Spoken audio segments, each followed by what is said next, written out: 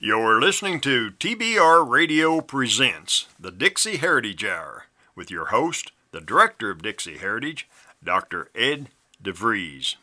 Our guest today is Commander Byron Brady. He's the Commander General of the Military Order of the Stars and the Bars, which is a hereditary organization for the descendants of not just Confederate soldiers, but for members of the Confederate Officers Corps, or for those who served as cabinet members of Confederate President Jefferson Davis.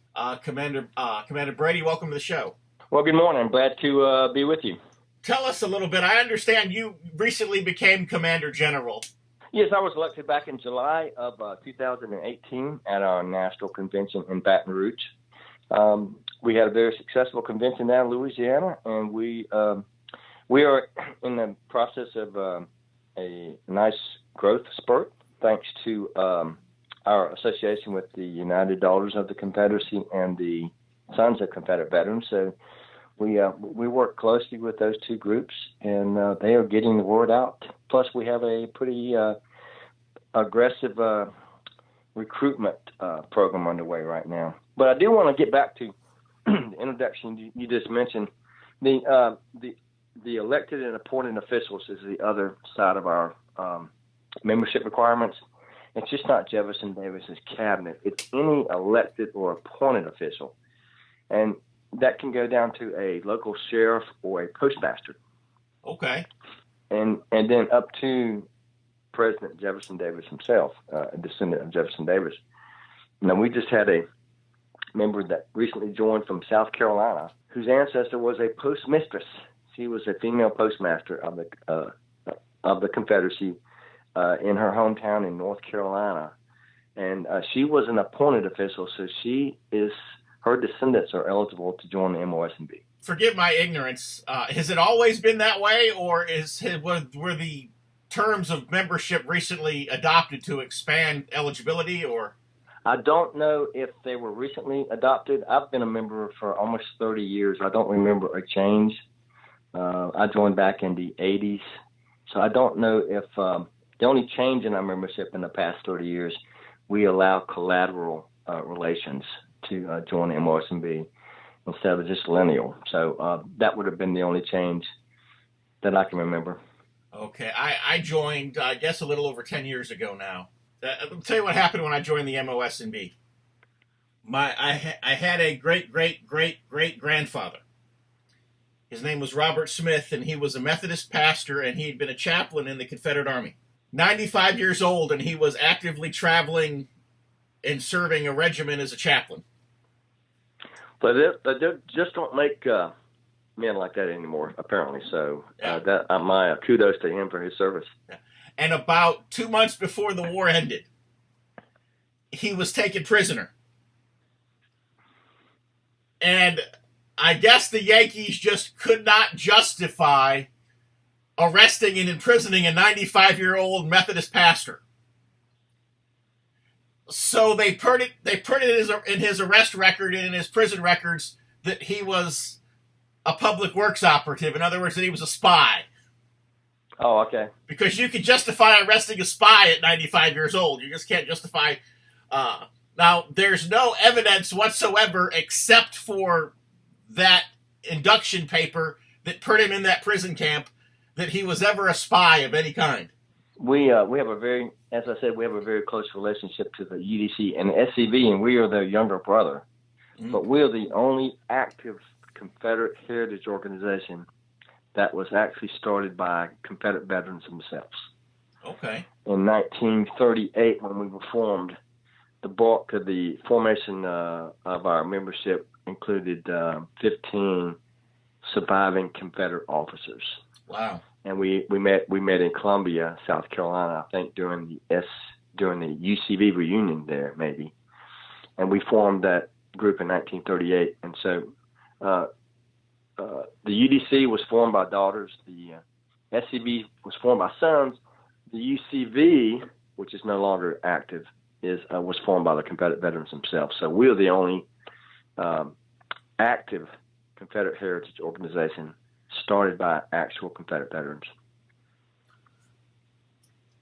So was the MOS&B? I know that when I joined the MOS&B, it was part of. I say part of. I mean, they shared headquarters with the SCV at the time, and the conventions always ran concurrently with one another.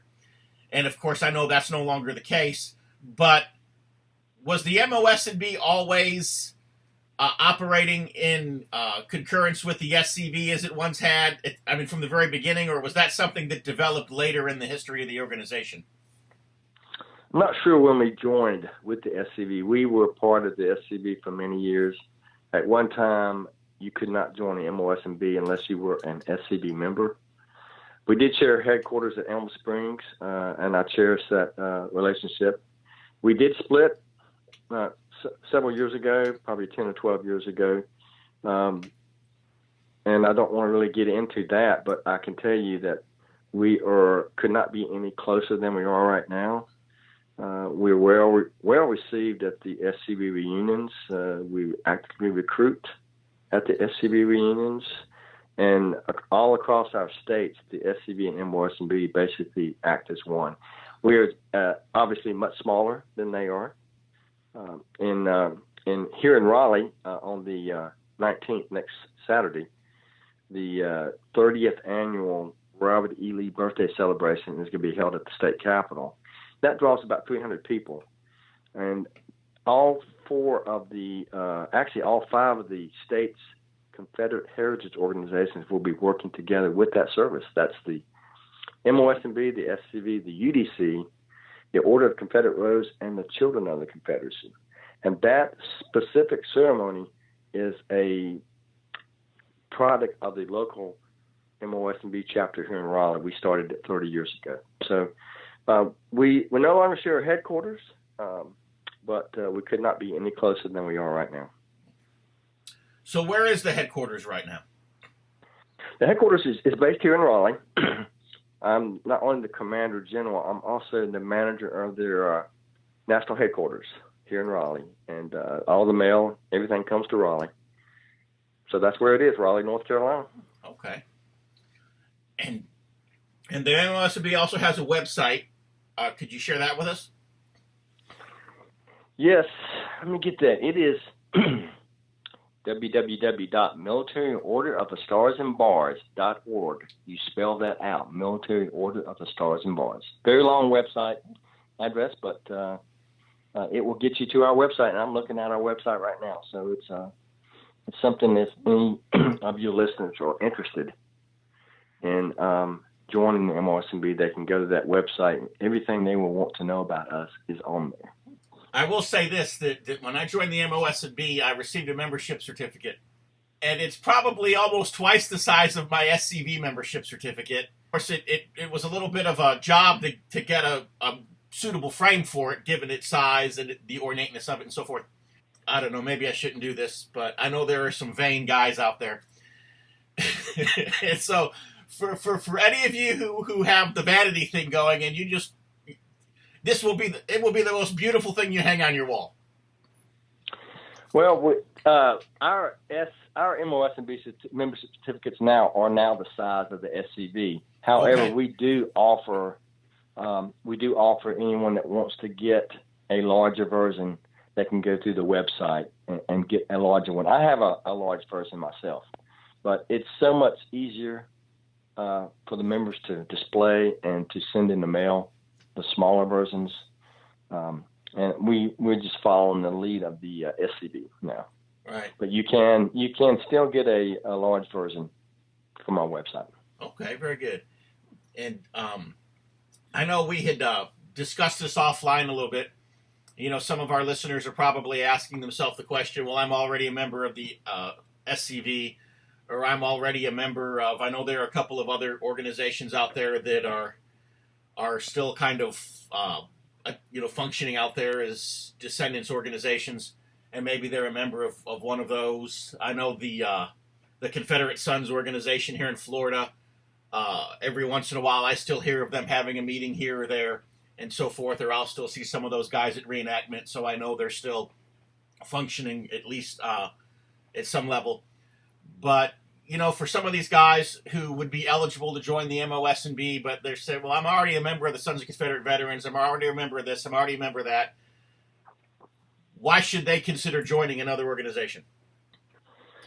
Well, the main purpose and the reason why the MOS&B was founded in 1938 by those surviving Confederate officers, they wanted to, first they met to discuss their concerns that the unique contributions made by the Confederate leadership were not properly chronicled in the nation's histories. That was the main thing they wanted to emphasize in the founding of the order. We still have that same concern today. We want to make sure that the Confederate leadership is properly given their proper due in today's history. And that's tough in today's world. Everybody wants to wipe out completely the history of the Confederate States, but those surviving Confederate officers back in 1938, that was their vision. And what exactly does somebody have to do as far as to establish their eligibility? And how do they go about doing that? Well, the membership requirements are on the website. You can actually download a copy of the application, which is in an auto-fill form. Download that to your computer. You have to trace yourself back to your Confederate ancestor, including birth dates, death dates, if they were married, marriage dates. And you also have to start with your birth certificate, going back to your ancestors' information. Now, when you get to the third or the fourth generation, the birth certificate obviously is not going to be available. That's when you would go to census records. Okay. Well, I know that the MOS&B was not as easy to join as the SCV. It is in the same level as joining the UDC and the Sons of the American Revolution. It's a very lengthy process. Of course, I've been a member of the Sons of Confederate Veterans. I'm in my 43rd year, and I remember the application process for the SCV has not changed since then, and the MOS&B has. But it's very, very tough to join. We're not trying to keep people out, but we want to make sure those members that join are eligible. Well, I'll give you the comparison of when I joined the SCV and when I joined the MOS&B. When I joined the SCV, I knew that I had a Confederate ancestor, and I knew that his name was M.N. Lawrence. And I assumed that I knew he was from Alabama. I knew when he had gotten married. I knew that he had 9 kids. I mean, I knew a lot of things about him. Of course, he was born in Alabama, and so I just assumed that he served in an Alabama regiment and that he died in Alabama. And so I looked at the records in Alabama, and I found he had 9 kids. I found 5 men named M.N. Lawrence who had served in various Alabama regiments. But none of them were him. They were all born on the wrong day, died on the wrong day, married to the wrong woman. There was something that I could rule them out with. Sure. But I knew he had been a Confederate soldier, but I had just all but given up. In fact, I knew from an entry in my great-grandmother's Bible that he had been buried in Gentry's Mill Cemetery. And there had been a Gentry's Mill Cemetery in Carbon County, Alabama, there where she lived her whole life. Something had happened to it, and there was a Walmart there now. Couldn't find any records there. The courthouse had been burned back in like the 1930s or something like that. All the records were lost. So I just assumed that I was never going to be able to document anything. The SCV had literally given me an honorary membership. And so there was a camp there locally that I attended regularly, was active in the camp. They had given me an honorary membership. And I was driving one day. I was had a meeting in New Mexico, and I was driving home. And I was driving across West Texas on a little 2-lane country highway out in West Texas. One they call FM, farm to market roads. People in Texas will know exactly what I'm talking about. And I see this sign, Gentry's Mill Cemetery. and there's an arrow. And I don't know why, but it clicked in my brain. And I immediately spun my car around. There was an 18-wheeler coming from the opposite direction that almost jackknifed, trying to avoid me. And I peel off about 5 miles down a dirt road, and I find a cemetery. And I walk around this cemetery in the middle of the night with a flashlight, and I find his grave. And so in the morning, when I'd driven into town after that, and I saw that there was like a little genealogical society on the courthouse square there. And so I parked my car there. I slept. In the morning, I woke up, I walked in, and I told the lady, what had just happened and whatever. And she asked me, she said, well, how are you related to M.N. Lawrence? He had a son who was Henry Clay Lawrence. Henry Clay Lawrence, he had a son and who was basically my great-grandfather. And I, had met him very briefly. When I was a boy, I remember attending his funeral when I was about 4 years old. And then, of course, my maternal grandmother was his daughter and so forth. And so she looked at me, she goes, I think I'm your third cousin twice removed. How about that? Yeah. And she had a file. And come to find out, Henry Clay Lawrence was the black sheep of the family. That what had happened was right before the war broke out, was that my great-grandfather had gone to Texas to look at some land. The war broke out. He joined the Confederate Army in Texas. He joined the 19th Texas Infantry, served 4 years with the 19th Texas. When the war was over, he went back to Alabama, found out that his farm had been destroyed, that, his family was basically living at the charity of others and so forth. But he had bought this land in Texas, so he and his wife and his 9 kids literally walked to Texas from Alabama to start over on this new piece of land. And so he had served in the 19th Texas, but Henry Clay Lawrence, for whatever reason, was the black sheep, and he decided to go back to Alabama, and so she had all of the goodies on all of the other 8 children, but she had virtually nothing on Henry Clay Lawrence. So I gave her the stuff I had on from Henry Clay Lawrence forward in Alabama, and she gave me all the goodies, and so I thought, okay, now I can join the SCV, legitimately. And so I went to the next meeting, and I told I told the guys that. So they give me an application. I fill out the application. I come back to the next meeting with stack of paperwork to document all this stuff. And basically, our camp secretary, he said, "What was your ancestor's name again?" I said, "It was M.N. Lawrence." And what unit did he serve in? 19th Texas Infantry. He takes this book. He looks up the muster for the 19th Texas Infantry, finds the name M.N. Lawrence, and takes my check, and that's that. He didn't look at any of the reams of stuff that I brought in. Right. But the MOS&B wasn't that way. I don't know how many times I submitted the application before it was finally accepted. They did change the application process, I think about 10 to 12 years ago, to make it comparable to the Sons of the American Revolution. Mm-hmm. Of course, I'm in the SAR, and I'm also in the Sons of the Revolution, which is a brother organization, and their application process is very lengthy too. We did make a change a while back, but the applications are, I get all the applications that come into headquarters, and we've got a lot of amateur genealogists who join our organization, and their applications are coming in sometimes a half an inch to an inch thick of paperwork. They are they're very good at what they do and very proud of their ancestors, and they submit a lot of paperwork. Mm-hmm. Which we're happy to take. And what?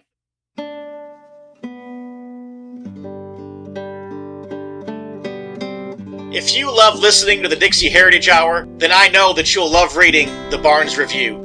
The Barnes Review is one of my favorite magazines. I began reading the Barnes Review long before they became a sponsor here on the program. In the Barnes Review, you will read vignettes of man, from the prehistoric to the very recent, from forgotten races and civilizations to first-person accounts of World War II and the late Cold War.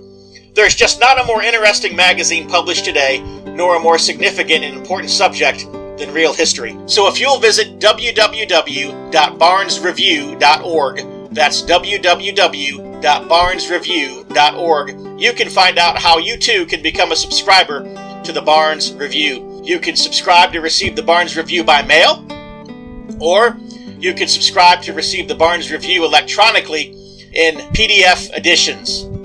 Or you can subscribe to receive both. That's what I do. So visit www.barnesreview.org and subscribe to the Barnes Review.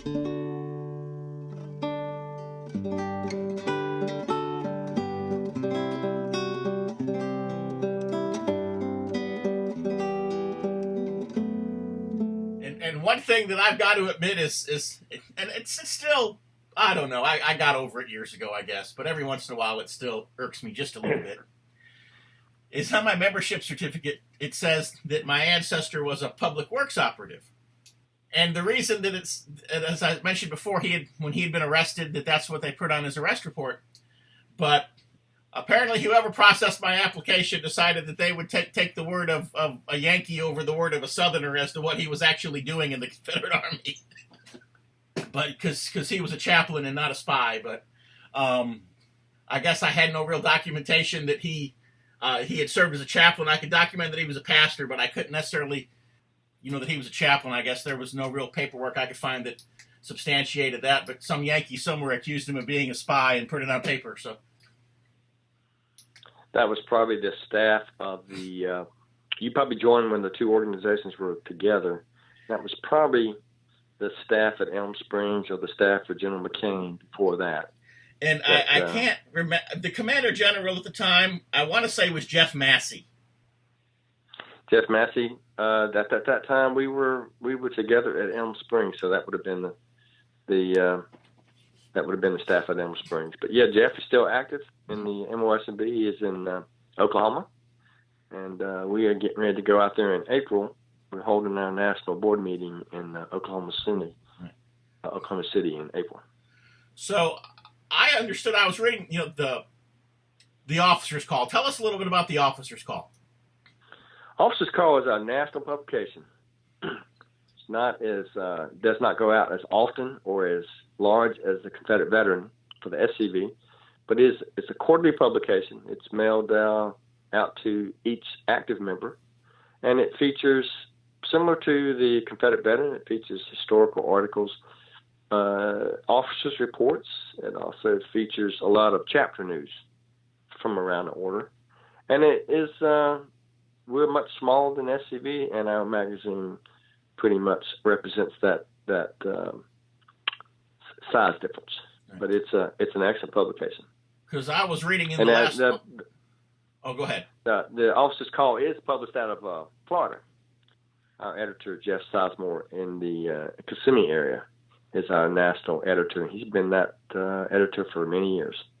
I was reading in the last officer's call that for the first time in however many years that the MOS&B spoke at the SCV convention and was well received. And so whatever rift was in place, and we talked a little bit about this earlier, appears to be healing and appears to be things appear to be coming back together. The event that you talked about was the first time a sitting Commander General had addressed the SCV reunion. I have addressed the reunion for the last 4 years, but I have done it on behalf of the current Commander General at that time.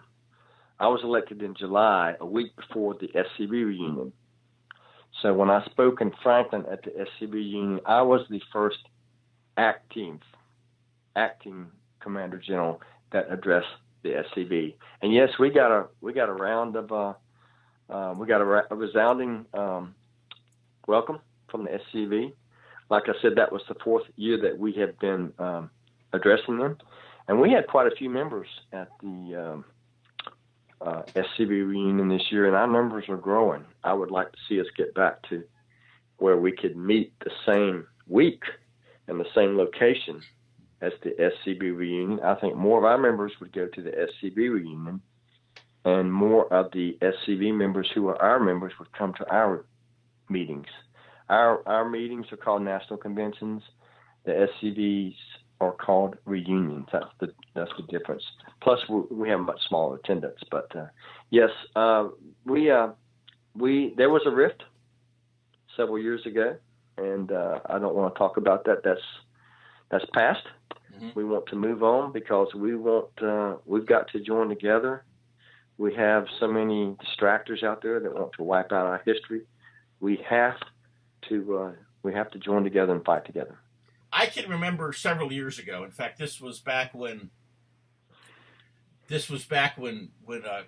Commander-in-Chief Wilson was the Commander-in-Chief of the Sons of Confederate Veterans. And he and myself and Chaplain John Weaver and a few others, we were pounding the drums in both orders, both in the SCV and in the MOS&B and in some other places, that the whole concept of being non-political was not going to work, because this attack that we've seen against our heritage in the last 3 to 4 years, we were predicting it in the early 2000s, and everybody was looking at us like we were a bunch of radical crazies, like we were rabid dogs or something.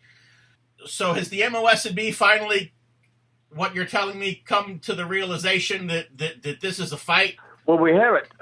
Yes, we know there's a fight. There's a fight going on now. Mm-hmm. We are not at the size that we can project our political influence, mm-hmm, like the SCV, but most of the MOS&B societies are working with their SCV divisions to lead this fight. Now, I can only speak from North Carolina, which I'm pretty active in. I guess my question is, the idea of political activity is no longer abhorrent, is the question. I guess maybe should have been. Well, we still have to watch. We can't endorse any candidates. We are still a 501(c). However, the SCV in North Carolina has established a PAC where they can endorse candidates, and they have been endorsing candidates for a couple of years. Now, we're not going to ever be, right now, that large to form a PAC ourselves. Right. But we can join with the SCV and help them out. I know the North Carolina Heritage PAC is actually one of our annual sponsors, so their commercials. Okay. That's the PAC I was talking about, yes. Yes, sir, yeah, their commercials get played throughout the broadcast every week. Very good. The North Carolina Heritage Political Action Committee was organized by concerned citizens of North Carolina in 2015 in response to the increased attacks on North Carolina's history and heritage. The North Carolina Heritage PAC supports state and local candidates for public office who pledge and show their support for the protection of Confederate memorials and the preservation of all of North Carolina's history. We all know that Confederate memorials and symbols are the easy targets, and that the end game of our leftist enemies is to erase and rewrite all of history, from the colonies to the War on Terror. If we fight them for our state's rich Confederate history and heritage, we may be able to stop them from their mission of total destruction. Join the North Carolina Heritage PAC now by visiting ncheritagepac.org. Once again, that is www.ncheritagepac.org. And help us on the front lines of North Carolina politics. The mission statement of North Carolina Heritage PAC is that the North Carolina Heritage PAC was created with the purpose of supporting diverse efforts to defend and preserve the heritage, traditions, monuments, cemeteries, flags, emblems, and other legacies of North Carolina history against those efforts to remove, deface, legislate against, alter, and otherwise corrupt or pervert their meaning, history, presentation, and standing in our state. Once again, www.ncheritagepac.org. Okay, so what is the MOS&B doing now? And you could, of course, talk about maybe some of the political things you're doing, or some of the monument preservation things you're doing, or you could just, as well, you could also talk about just, things that different chapters are doing around the country, or what the national order is doing. Just, basically tell us some of the things that the MOS&B is actively out there doing right now that men can become a part of when they join. As our initial start in 1938, we want to honor the Confederate officers and leaders. So we have chapters all over the country that are doing that. They're erecting grave markers for officers. They're tending to existing grave markers. They're sponsoring ceremonies to honor the officers, as the Lee celebration coming up Saturday here in Raleigh. Now, I can speak for North Carolina and Virginia members are actively fighting to protect the monuments that are up now. Our members in Virginia are involved in the heritage violations in Charlottesville, Lexington, Richmond, and Alexandria, Virginia. Here in North Carolina, we're actively fighting our current governor who wants to remove all of our monuments on Capitol Square. We had a lot of our members attend the North Carolina Historical Commission back in the late 2018. So we are out there. We're just not the size of the Sons of Confederate Veterans, and we probably never will be the size of the Sons of Confederate Veterans, but we do want to grow. The larger we are, the more we can do to protect and honor our Confederate ancestry. Well, you talk about being the same size as the SCV, and certainly that's not impossible. But for that to happen, the SCV would really have to take a hit in some capacity or another, because if you just do the math, there were hundreds of thousands of Confederate soldiers, but only tens of thousands of officers. No, what I really meant to say was I don't think we would ever be the size of the SCV. Right. Well, that's what I'm saying. If you do the math, yeah, we would never be the size of the SCV, and I don't want to be. If the SCV's got to take a hit, I would not want to be their size, comparable to their size. But we do want to grow. There's hundreds of thousands of people that are eligible to join the MOS&B, just like the SCV, and we want to get the word out. They are welcome to join. We want to hear from them. Well, I know one thing that you mentioned earlier, and I would have never thought of this, because when you think of soldiers, you think of military units, especially back in the day. You think of men. And yet, obviously, you were telling me that there was someone who was eligible to join the order on a female ancestor because she had been the postmaster of their local post office. And so, obviously, there were people opened up their thinking just a little bit to that possibility. There could be a number of potential ancestors that were not even, and plus, if you think, too, as far as appointed officials within a government, even though elected officials, there probably weren't a lot of women elected in the 1860s to public office. But there would have been a lot of women who would have been appointed to government positions, especially with men being engaged in other matters with a war going on. If people were to look at the women in their ancestry, which is probably something that's never even crossed their mind to do when they're thinking about joining an organization like the MOS&B. There's all kinds of people out there who are probably eligible for membership and don't even have a clue because they've never even thought about the possibility that their eligible ancestor may have been a woman. And that's correct. And our application says elected or appointed official. They don't say a male elected appointed or a female elected appointed. They just say an elected or an appointed official. And if that official was a female, as in the postmistress from South Carolina or from North Carolina, we would be glad to take them in as a member. And who knows how many women had been appointed to clerkship, with different agencies, be they in the courts or, whatever, again, because the men who would have held those positions at that time were engaged in a war. I'm sure there were a lot of women who were probably appointed to positions that they would not have otherwise, been appointed to had there not been a war going on. That's correct. Our membership stands around 1,650. Okay. Plus or minus. We are in 44 states in the United States, members in 44 states, the District of Columbia, and Canada. And for your listeners in Florida, we are going to be at the SCV reunion in Ocala the weekend of June the 7th, 8th, and 9th.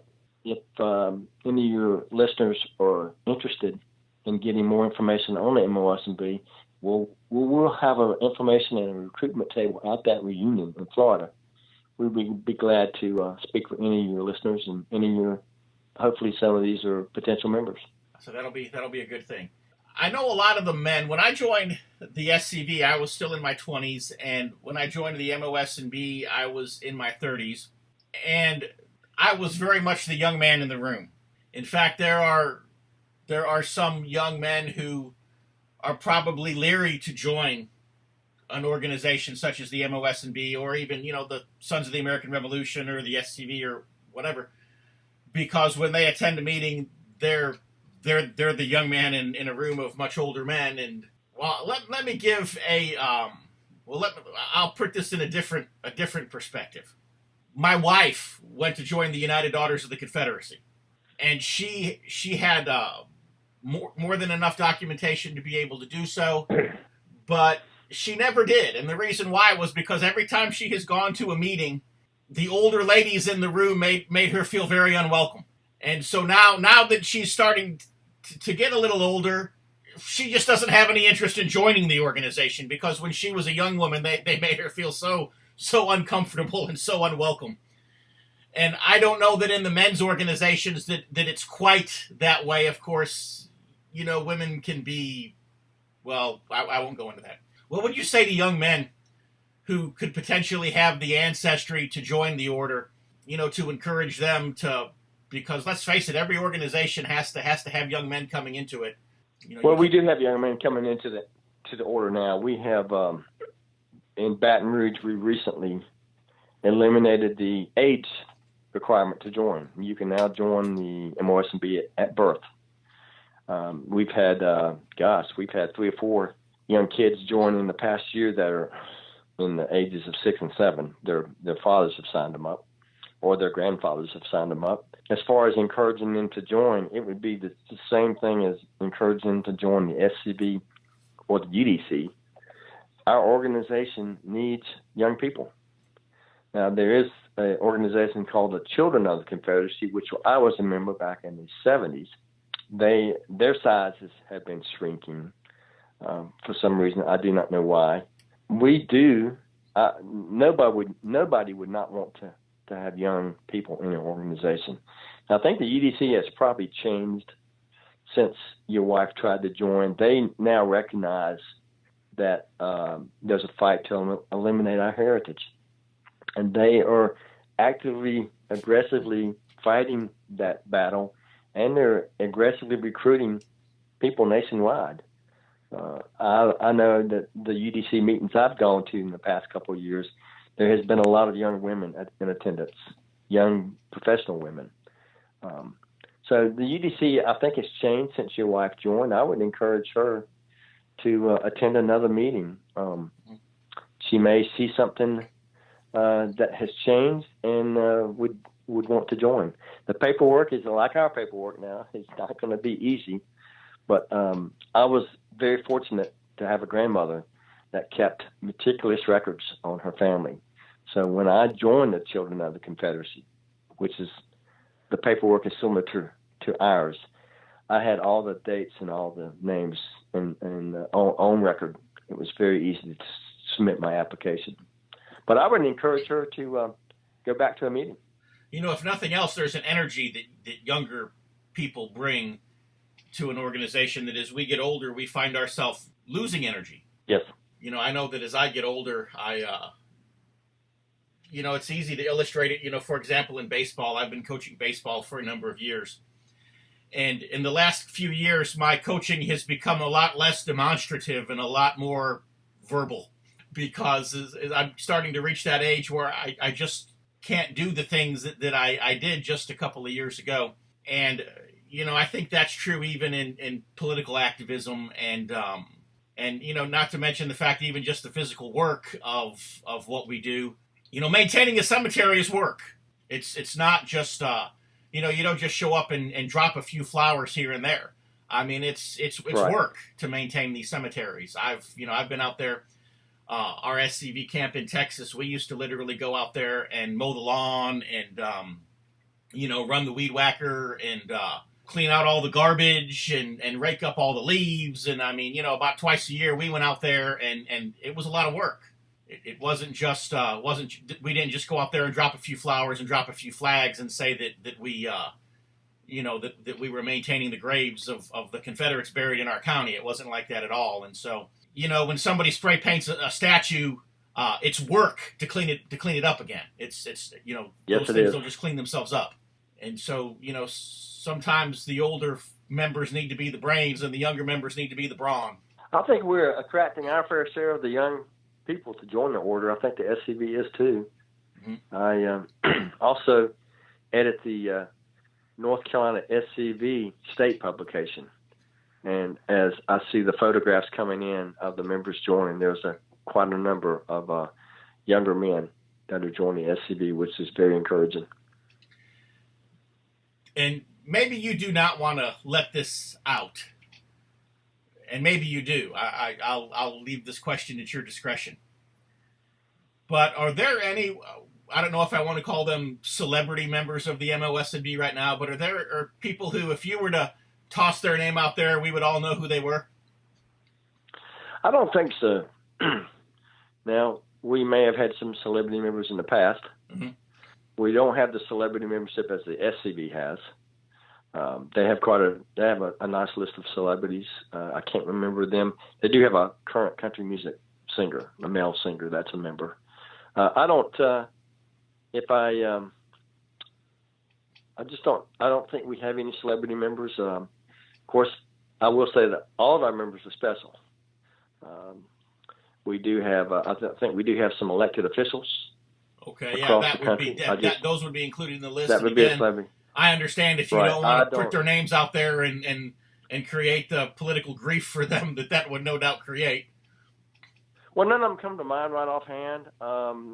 We treat everybody the same way that joins the order. We don't show any special attention. And right now, nobody comes to mind at this point. Okay. See, the big mistake that we made in the SCV was, I can remember back, maybe around 2003, maybe. I can't remember when it was now. Might have been shortly thereafter. But George W. Bush had been president for a couple of years. And Bill Clinton had suggested that he would be interested in filming a recruiting commercial for the SCV. And CIC Wilson had asked myself and Chaplain Weaver and a couple of other people who were speaking at that year's Sam Davis Youth Camp what we thought about it. And we all thought that it was a bad idea because we thought that Bill Clinton had too much baggage and that would come back to haunt us later, having him in a recruiting video. But looking back on it now, I absolutely wish that we would have done it, because with all of the constant barrage of attack from the left against our heritage that we've endured, imagine how much harder that would have been, especially for Hillary when she was running for president, if we could have just, dusted off that VHS tape of her husband actively recruiting men to the SCV. That's an interesting fact. That's the first time I ever heard about that. But that would have been a nice little something to have in your arsenal. Yeah. To pull out from time to time.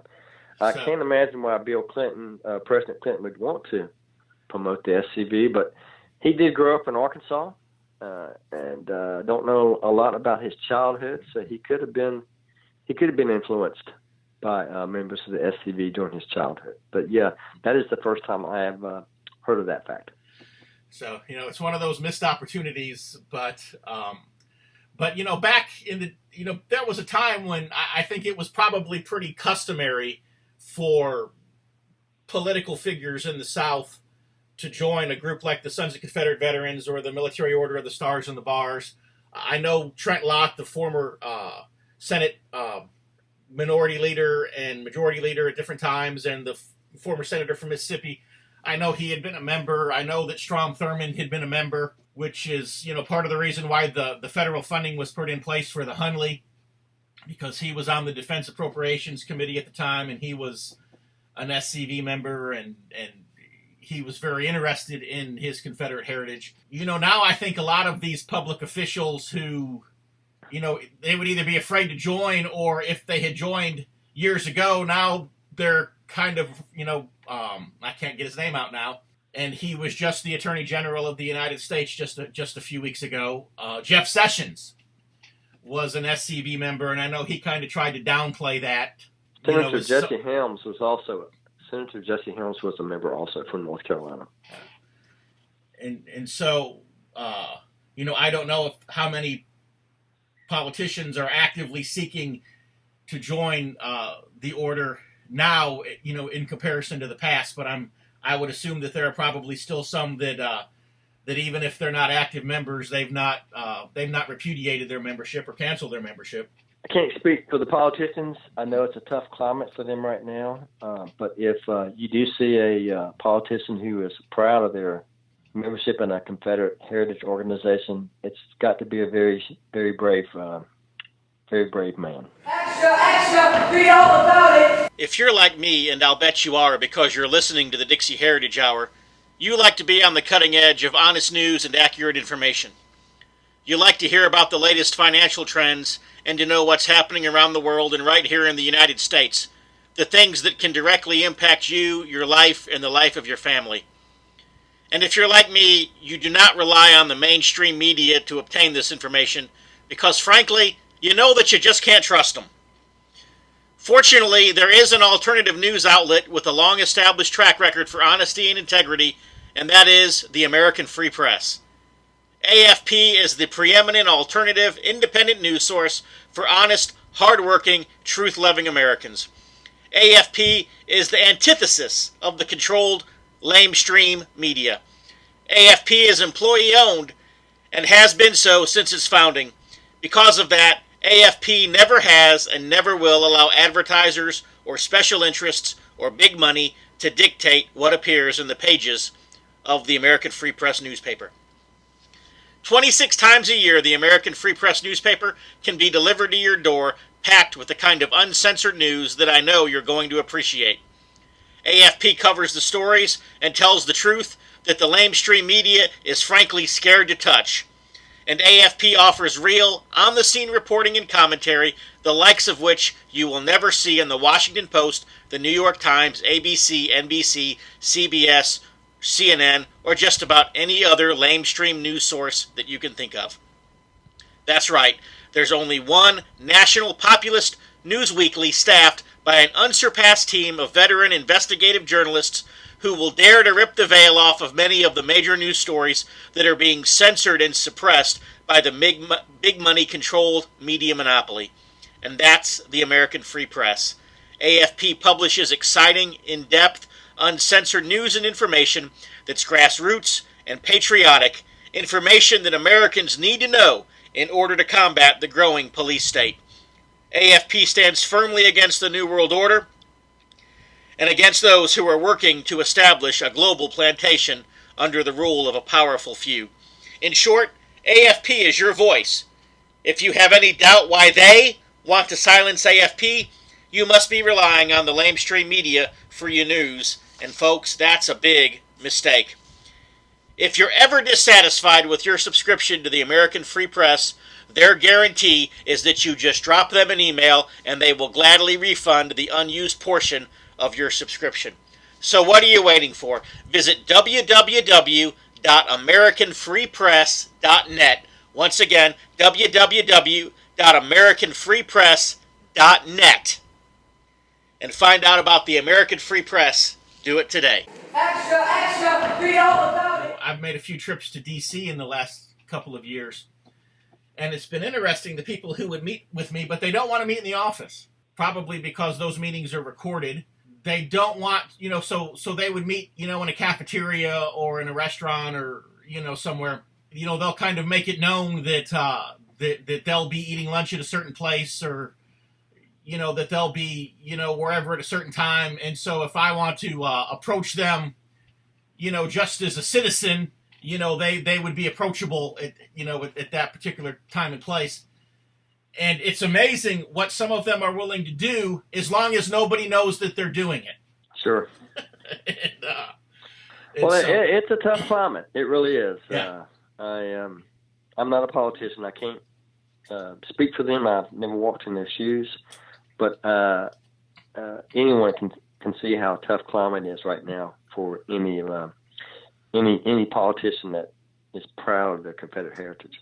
All he said, as I understand it, all Representative Steve King from Iowa said last week, I think it was on Friday in an interview, I think it was with the Washington Post, it might have been with the New York Times, I don't remember, it was with one of the big newspapers, one of the papers of record.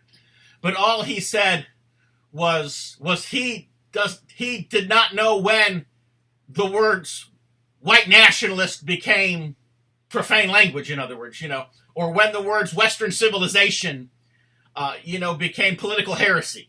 Make America great again. Yeah.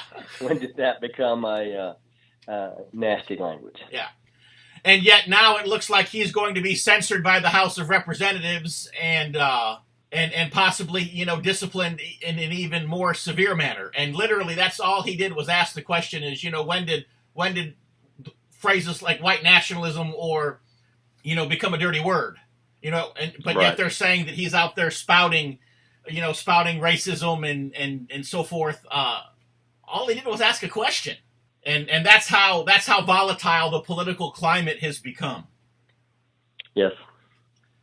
And it's unfortunate. It really is for this country. Yeah. And of course, if he is censored by the House of Representatives, on the Sunday talk shows, they had the top 3 members of the Republican Party in the House all basically saying that he'll be disciplined within the week. Nancy Pelosi is, basically said yesterday that if the Republicans don't adequately discipline him, then the whole House will discipline him. And of course, the Democrats will just come down on him. But if he is censored by the House, that means he's stripped of all of his committee appointments. He might as well just go on vacation for the rest of his term because he's not going to be able to do anything. The Republicans are already talking about running somebody else against him in the next primary, even though that's, a year and a half away. Yes, that's unfortunate. Yeah, that's how volatile the political climate is, in this country right now. And again, I don't know how we got there. But, one thing that I would hope could turn the tide, and maybe we're beyond this, but hopefully we're not, would be if the next generation had been educated in such a way that they could see through this stuff and they could see past this stuff. And I think that, one thing that, definitely, and I like the idea that you had said that now, you could join your children up. That's something that we should consider because we have to train our own children, to some degree. Perhaps we're failing to pass our heritage on to our own children. And so, obviously the next generation is going to need somebody to stand up against this as well. And if there are enough of those, then, maybe perhaps this onslaught won't have any continued momentum. But, definitely a group like the MOS&B, that's one more tool that we have as parents and grandparents even to passing our legacy down to the next generation. We do need to teach our children and grandchildren the true history. They are not going to get that in the public school system. They're definitely not going to get that in college unless they're at a very, very conservative university, which there are a few still left in the country. But the true history of the war between the states is not going to be taught in public schools. That is something, I think that's the SCV has the right idea with the Sam Davis youth camps. I spoke at one of those a couple years ago in Virginia. That is the only really way that the children of our members are going to learn the true history outside of their homes. What is it in the MOS&B right now that has you the most excited? Membership growth. We are starting to reactivate many of our chapters across the country. We are underway with a reorganization, hopefully, not a reorganization, but a spur in membership in the state of Florida. We're hoping that the Ocala SCV reunion is going to be very beneficial to us. We just reactivated what really makes me exciting, we just reactivated our chapter in Biloxi, Mississippi, where Beauvoir is. And that chapter will be hopefully growing and working with the SCV in that area and with Beauvoir. Biloxi, Mississippi needs every Confederate organization they can get to help support that presidential library and museum. But we're actively we're growing, and we're getting a lot of interest, and that says a lot for our individual members from across the order. We've also started 2 new chapters in Texas, which I'm very pleased at, and I'm going down to Texas the last weekend in January to present charters to both of those 2 chapters. So that's what gets me excited: membership growth. So are you retired now, or are you still retired, working an active job and having to take time off of it to do things like make the trip to Texas? I am a retired civil engineer. I was in the business 38 years. I retired in 2012. There's no way I could run the headquarters for the MOS&B if I was still working. I would like to hear from anyone. They can go to our website. We have a phone number, and we have an email address on there. If they want to request any additional information, someone will be back in touch with them. Okay, if you want to go ahead and give us the phone number, you can put that out there. I don't have it in front of me. We are printing a new brochure up. Okay. And for some reason, I'm looking at the old one. The new one has the phone number. But the website will have all of that stuff. The website has everything anyone wants to know about us in a very concise form. And the phone number is probably on the website. I just don't have it in front of me right now. And that was Military Order of the Stars and Bars.org. .org. Yep. Spell it out. Yes. Okay. Very good. And hopefully, at least a few of our readers. I'm so used to putting out the weekly newsletter. Hopefully, at least a few of our listeners will avail themselves not only to visiting the website, but to actually doing a little bit of work and documenting their ancestry if they've not already done so, and consider joining the MOS&B. And for those listeners that are in the Florida area, they're near Ocala, come see us in June. We'll be at the SCV Florida Reunion. Yes, sir. That I know is going to be at the Holiday Inn there in Ocala. Of course, if you live anywhere near there, you're probably just going to commute back and forth. But for people who are interested in staying in a motel, it'll be $89 a night, which is a special rate that they negotiated. And let me just say this: the SCV, the Florida division, has really stepped up a notch with Ocala reunions, because the last Ocala reunion was held at a Motel 6. So they have stepped up some. Yes. We've stepped up to the Holiday Inn here, so we're getting fancy. But I do want to thank you for taking the time to chat with us, and always feel free. Anything that you want to do to promote the order or anything that's going on there in North Carolina, just reach out to me and let me know. We'd be happy to help you with that. We will, and we thank you for giving us the opportunity to address your listeners today. All right. Well, God bless you, Commander Brady. And once again, the little clock on the corner of my computer screen is telling me that we are just about out of time for this week's episode of TBR Radio Presents the Dixie Heritage Hour. I want to thank Commander Byron Brady of the Military Order of the Stars and Bars, Commander General Brady.